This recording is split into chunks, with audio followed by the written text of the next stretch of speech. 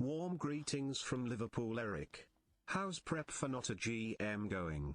Hope it goes well for you. Oh, thank you, Fangduster. I'll be honest, I haven't prepped too much. My match has not yet been scheduled. 2 years plus So one. I'm not sure when it'll take place. I'm sure we'll schedule it sometime over the next week. So I should probably start preparing. Maybe this is some form of preparation. Slower, more instructive chess.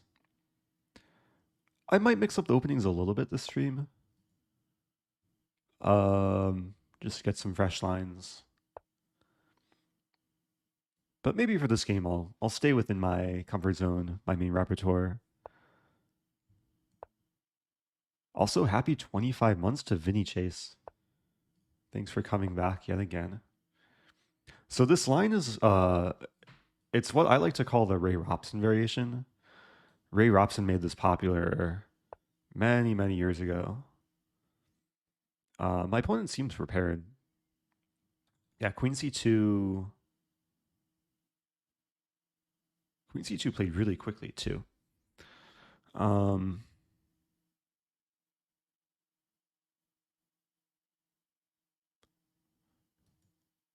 Because the main moves are actually like takes, or A3. So Queen C2, I think I'm supposed to play Knight D7 here. And if takes, we would transpose into a line that after takes, Black has a really nice move B5, which solves all the problems. But Rook D1. Okay, I'll admit I don't think I've encountered this ever before. So now I'm on my own. What are your tournament goals? Also, Ooh. I am now born. My goal is to stay focused. Take it one move at a time. Hopefully avoid blundering anything too major. With Rook D1, it aligns with the queen. So it's probably best to move the queen off the file. Now, I could still consider taking or taking... well, not taking immediately because bishop would hang. But like take and then take. The problem with bishop d2 is it helps white develop. And I'd rather leave the tension. So, yeah, I like queen e7.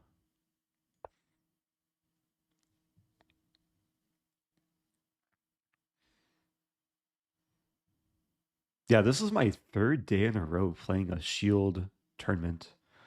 First it was Blitz, and then Classical, and now... Or no, Blitz, Rapid, now Classical.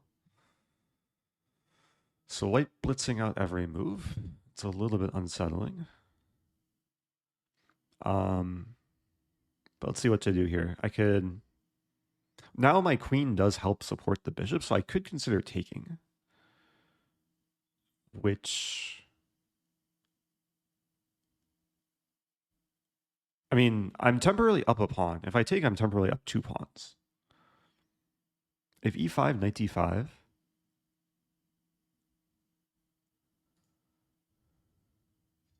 e4, wow. Yeah, I have no idea if this is like prep or just my opponent making things up.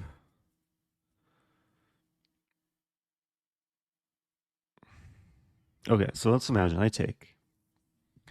White has a bunch of options. White could take, white could take, white could take. There's even pushing. If ever push, I have knight d5.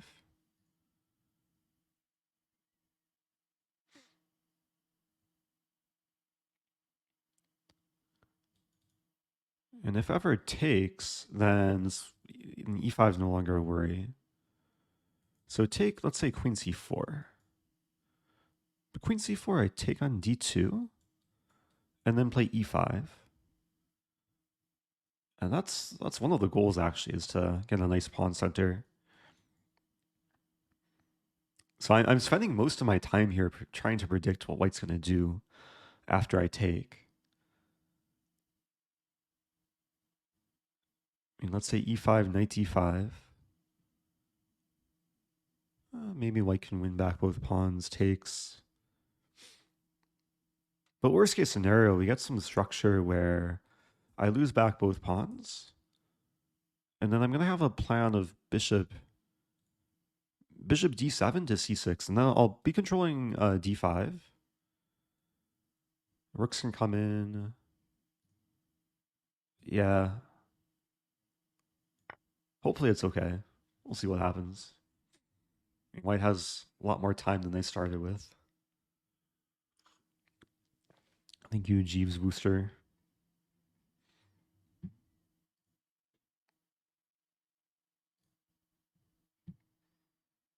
Yeah, this is my first game of the stream for everyone just joining. White's still playing quickly. Rook takes d4. So now I have b5. Does my opponent play more blitz?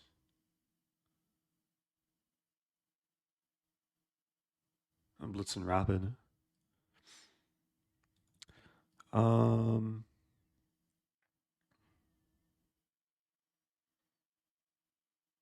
Okay, so I could play b5, which sometimes walks into stuff like a4. I could also play knight b6 here.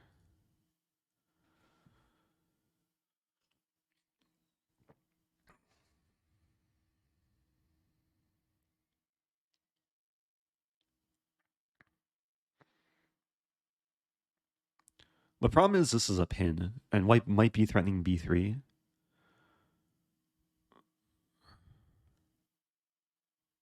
It's actually a funny line I'm looking at. Knight b6, b3, and then e5, where I sack the pawn and then queen c5, hitting this and this. I guess white could move back there. Then I'm still pinned. And if I take b2, unfortunately there's queen c3 in the end. So how to do this? And this is a very obvious threat. b5 should be considered. b5, a4. I don't really like for black, but maybe it's playable. Knight. Huh.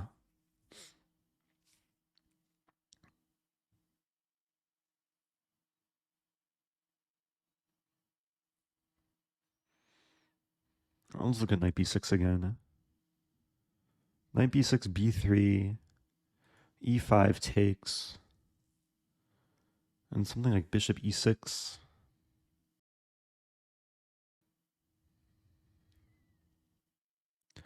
Another issue is e5 and then knight d5 and then b3. Wait a minute, I have queen e1 in that line. Wait. Okay, so that's my thought process during a slow game. Knight b6, b3, e5 takes, and then queen e1 check here and then here. And that looks really good for black. So I wonder if we'll see e5 first. The problem, again, with e5 is it gives away d5, but then b3. Oh, but then I take. Completely forgot I could just take and both queens would be hanging, but that's fine with me.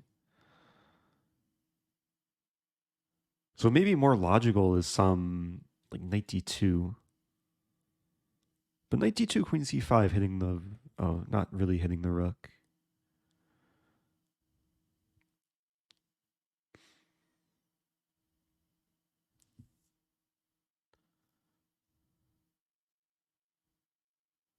Okay, I'm going to play knight b6. I don't see too many other candidate moves. Welcome back to more people. Welcome back to Matt Black Matt. Opponent's still blitzing. So this actually is opening up, which creates opportunities for knight g5. I'll still have g6. I'll still have queen e1 ideas too. So yeah, let's do this.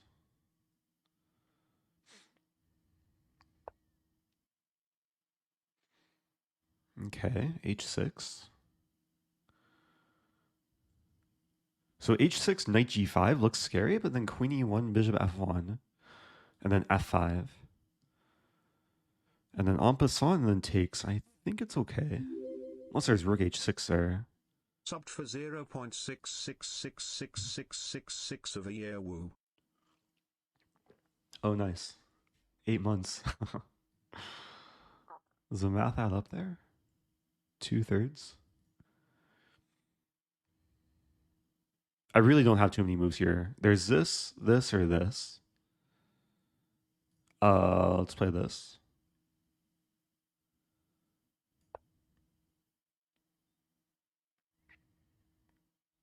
Yeah, the rook's useful on h4 because it still pins the pawn and it tries to attack my king.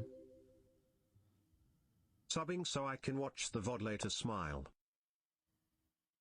Ooh.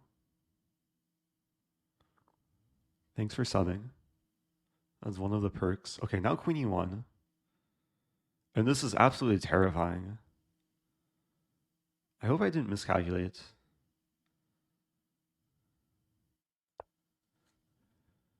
White has one legal move.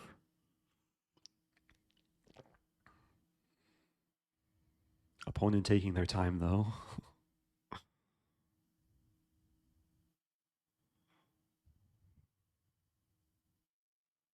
Yeah, it's usually a very logical tip. You shouldn't take your time if you have one legal move.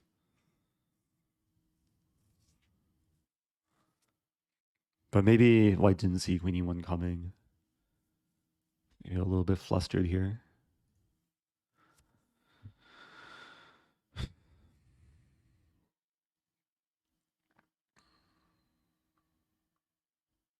Okay, I should really be calculating though. That's another tip. If your opponent's taking time on one legal move, I shouldn't be sitting back and relaxing. So bishop f1, f5, takes, and then I'm considering taking with the rook. Queen h7, king f8, queen h8, king e7, queen takes g7, king d6.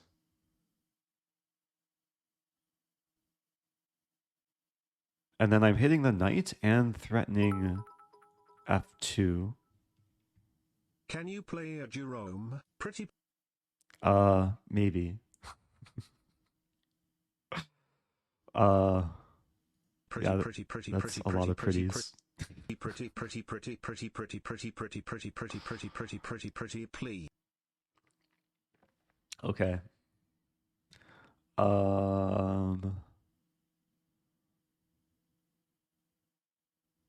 Yeah, today's going to be more instructive than usual and less memeing. So big surprise, White plays bishop f1. The thing I'm scared about is... Oh, there's almost a funny line.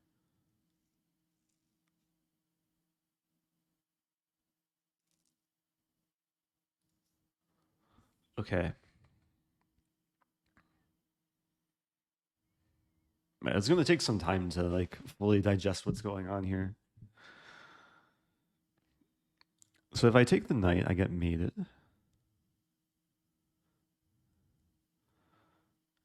F5 is probably the way to go. The thing I'm scared about is F5 en passant, and then like there's queen G6 ideas, and I don't know if this line is actually working. Because F5 takes queen H7, king F8, queen H8, king E7, queen G7, king here. There's knight E4 with a fork. If I play king D8, there's knight F7, which doesn't look great for me.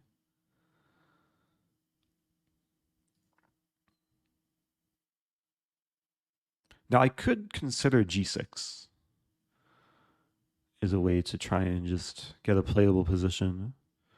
But G6 is so weakening. Like after rook H6, there's a threat of this. King G7 doesn't seem to help there. Okay, so I should really be calculating F5 en passant, knight F6. And then there's a move rook H6. Where White could maybe try and force a draw, because after it takes queen G6, I don't think I'm getting mated, but I'm getting perpeted.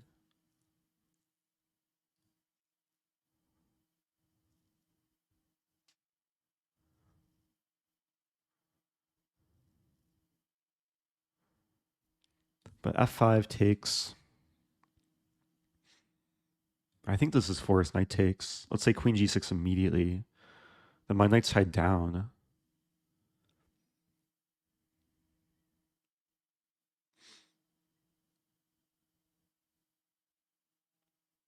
I wonder if I have like bishop e8, rook h6, or bishop d7, rook h6, bishop e8 there. It looks playable. Everything's really terrifying. But I think I just have to go for it, because what else to do? Other options don't look good.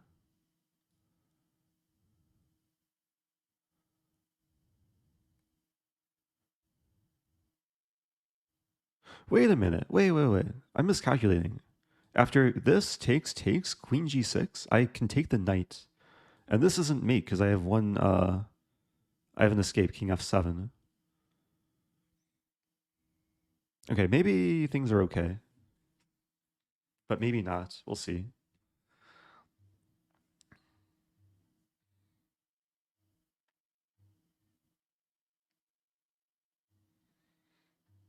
Thank you, I'm Oceanborn. Welcome back, subbing for 11 months.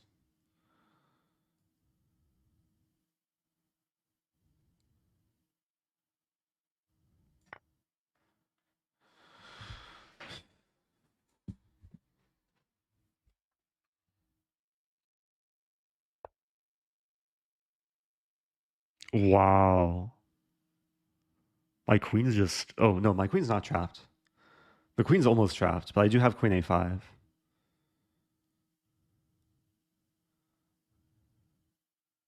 I missed knight f3. And knight f3 played really quickly. Like, I spent all this time considering like the more forcing options, and white just retreats to knight. I mean, there's some logic, but okay, I could move back to b4, but let's play queen a5 because I don't want to align with the rook. I'm losing the pawn anyway.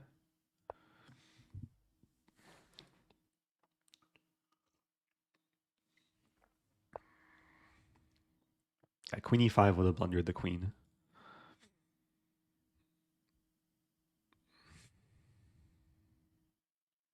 Maybe queen f5 here. Like offer the queen trade, try and fix my structure. I do have to play quicker too. Like this is a classical game, but I'm already getting kind of low on time.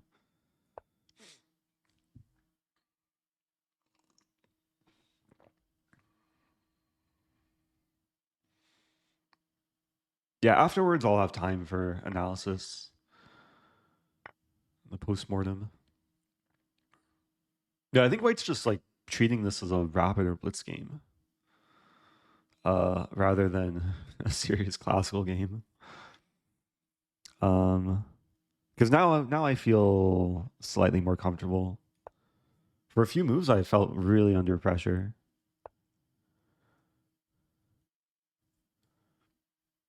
So now I can just trade rooks. Or at least offer the trade, neutralize the 7th rank. White could play this move. Okay, now there's a decision to make. If I take with king, I allow some knight e5. Take with bishop.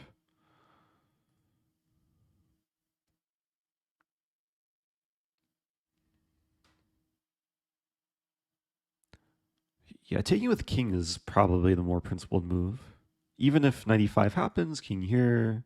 White might get some outpost, but I hold my ground. And I eventually want to play rook c8.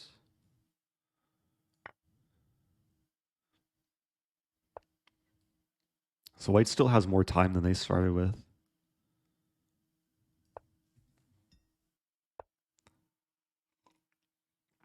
b3. Okay, so rook c8. I mean, g5 is also an option.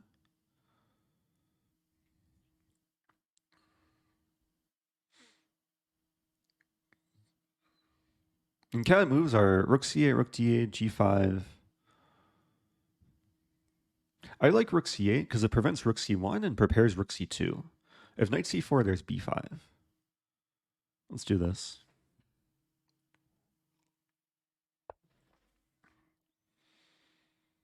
Okay. Very logical, but I do have rook c2.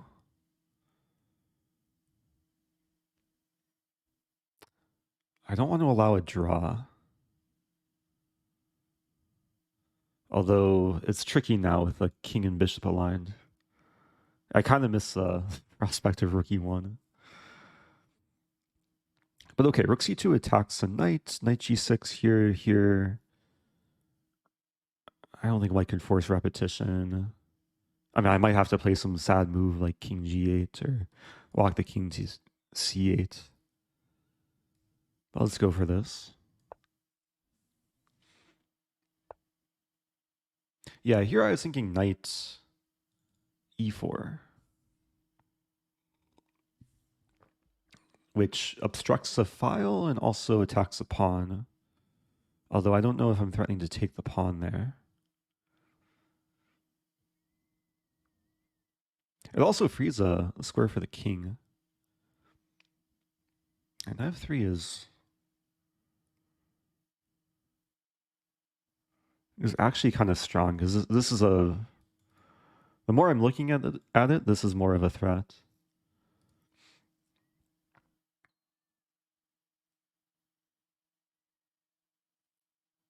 I wonder... Okay, after knight e4, knight d4, rook d2.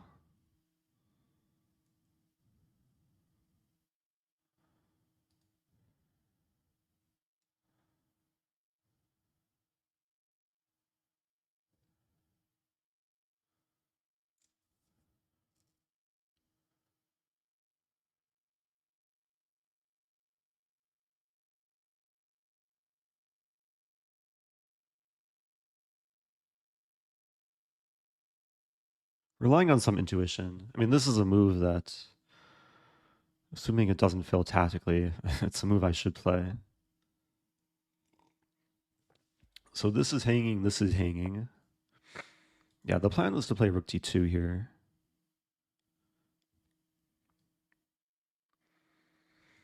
Because white has some ideas of f3, and then if my knight moves, there's knight g6 hitting this.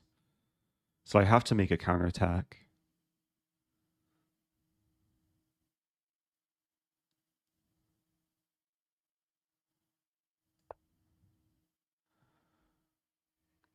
Yeah, if I played rook f2, there's rook takes e4, removing the defender of the rook.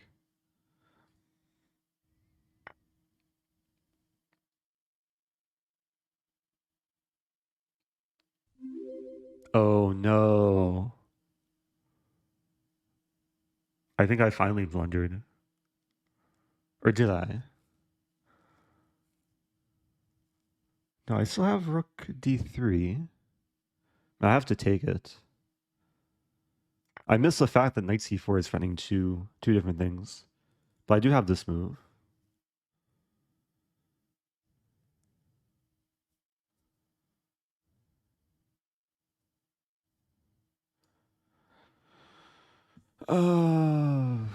What else to consider even? I have a really weird idea.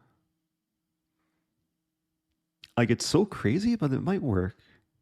Is to take on a2, say, oh no, my knight.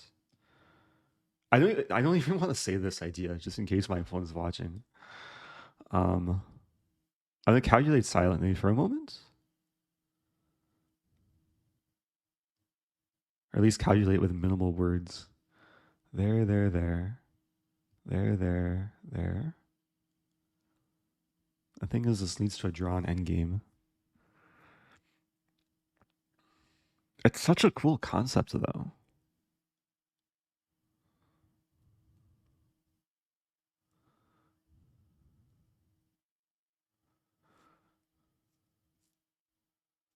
Maybe there's some chances to play for a win.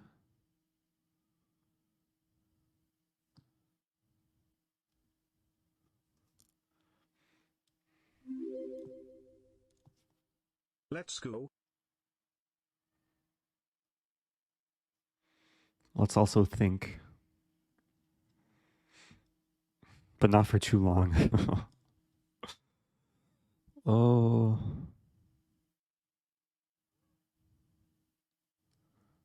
Okay, I think I'm going to go for it. I mean, it is a cool concept. It's to take on a2. f3 is coming, and then b5. And then the only safe square for the knight is to move to e3, after which I can save my knight. But this is a problem, yeah. White's just blitzing this out. Is we get into this endgame. And this is kind of hard to win.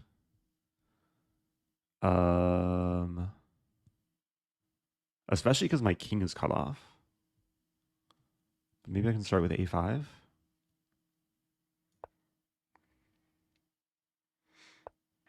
And then this.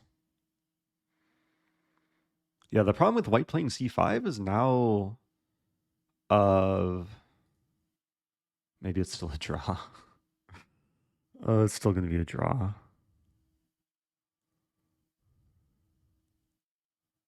Or is it? Any chance to play for a win? If I take...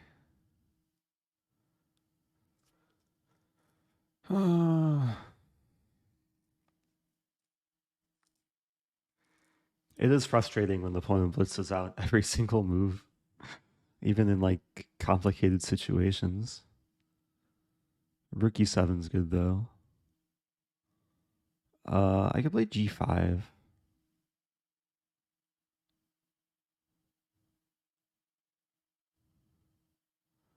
Wait, I wonder if I can play g5 and then lock my king in.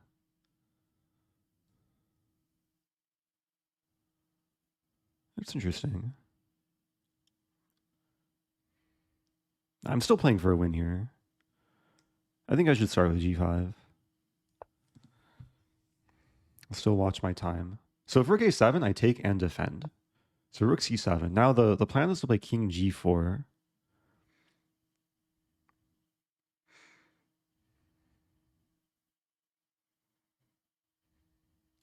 And then just go in.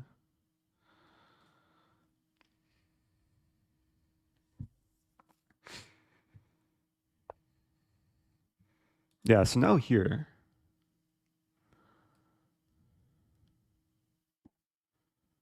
It still might be a draw, but I'm definitely playing for a win.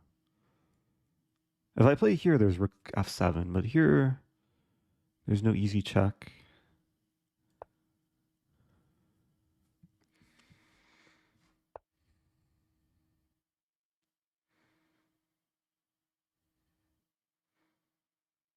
Now the question is what move order I want to play.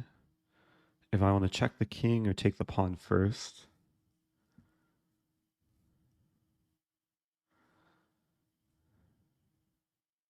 And there's even like rook c5, but maybe it doesn't matter either. Probably take the pawn first.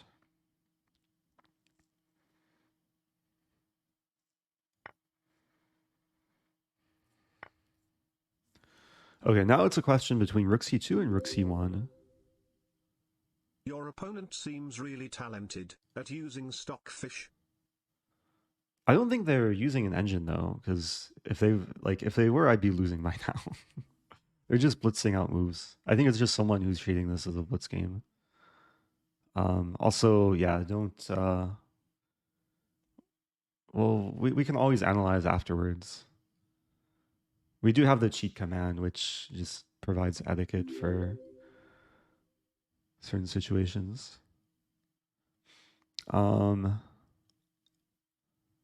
Check or check? Check or cut off?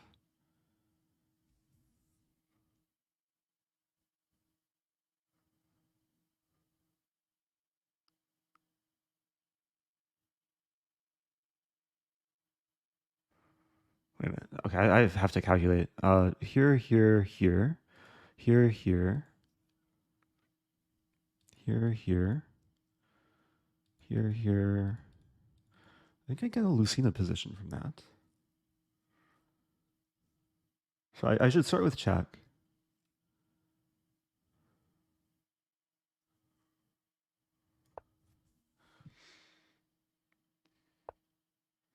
And now check here, g4. Okay, so rook c2, king f3. And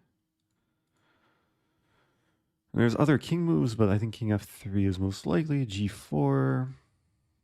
And the king has to stay guarding g3. But I force it away. And then every move comes with check. And then I do this, and then it's a Lucina position. So I'm pretty sure this is winning, but I'm not 100% sure yet. It's nice having 10-second increment, so I'm not in any danger of flagging.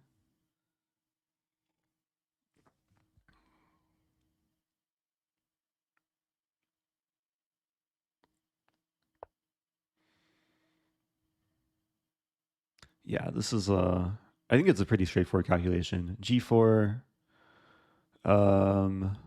Eventually I'm going to win this, and the king's going to be cut off.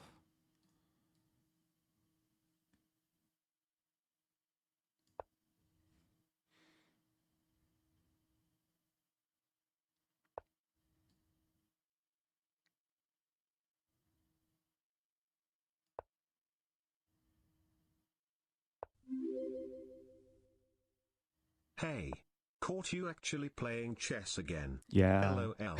Quack quack to you. Welcome back to Erica Amy. You're joining at a nice time too. We're about to have an instructive rook ending that everyone should know. So this is a Lucina position. One of my first chess coaches taught me this position when I was 8 years old. And the way it works is kind of multi-step. It starts by, the start is cutting off the king. And then the next step is gradually like working the pawn up to the second rank in this case.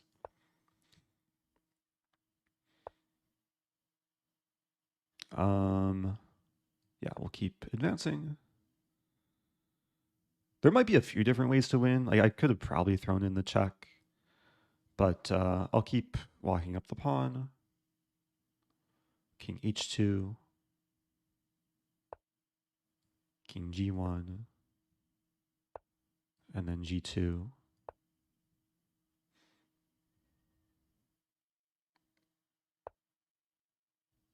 And then, yeah, I can throw in this check. Now there's a couple different lines. If king f1, I'll have a nice move, or after rook e8, king f3, then I play king f1, and the pawn can't be taken because check and I win the rook.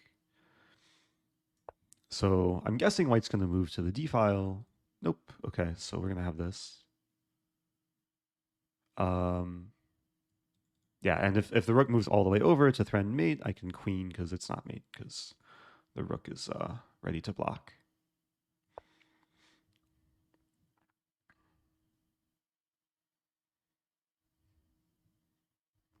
There's a different line in Lucina where black builds a bridge, but not happening here. Maybe afterwards I can share the bridge variation.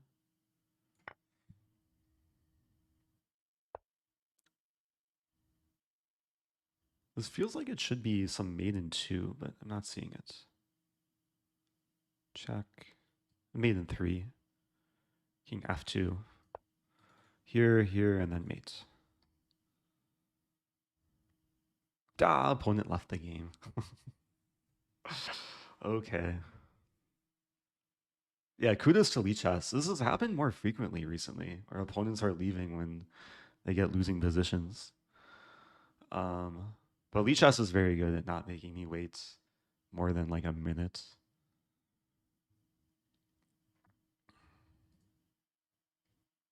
Hey, it's Lafong. First of all, shout out to Lafong. Lafong has a question. Yeah, there's some bug where it'll toy with me and then. Come on, Lichess. Oh, I'm gonna have to like keep clicking.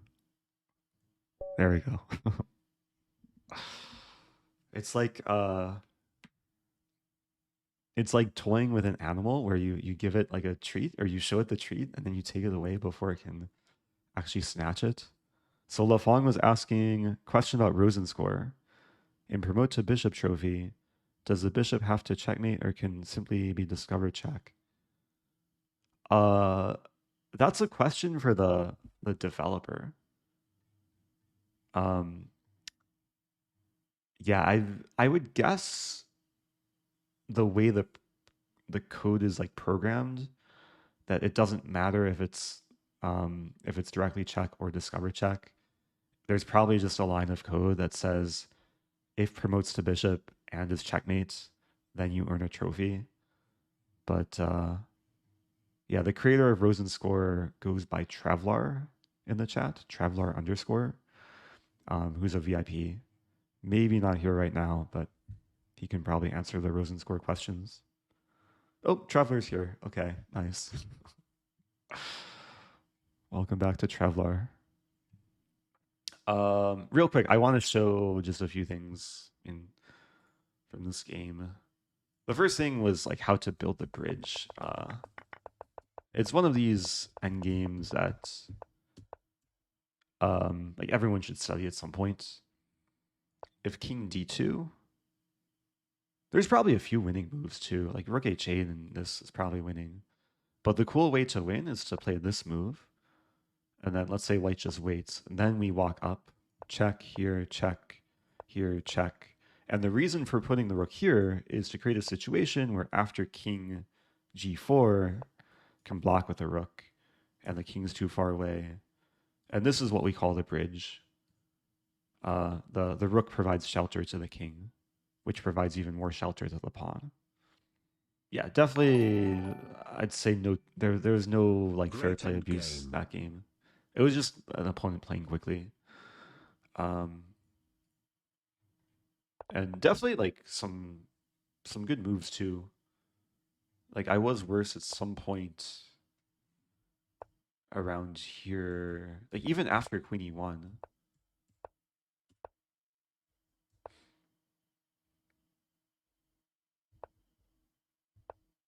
It was a bit strange though to take a minute on Bishop F1 with other moves coming so quickly.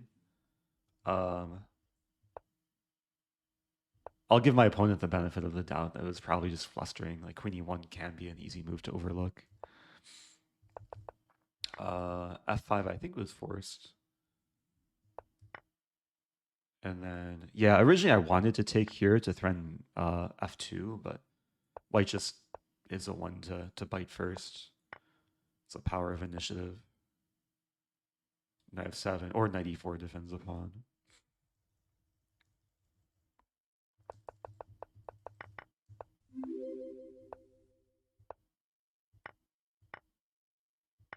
Yeah, this is a turning point. White should really keep the bishop. Because then having a bishop in that game is nice. But then, so what happened here? Knight E4.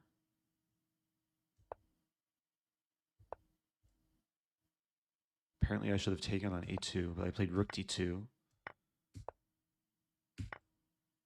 Yeah, I thought this was a really cool idea to meet F3 with B5. So it looks like I'm just losing that knight, but B5, this knight just doesn't have a good square.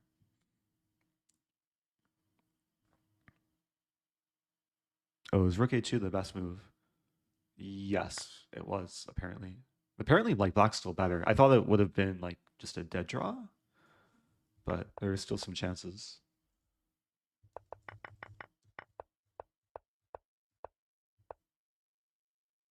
Wow, so Rook C7.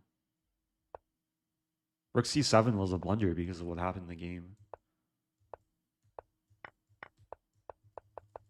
Yeah, endgames are tricky. Like sometimes positions will look really close to a draw, but it's still there's still life to them.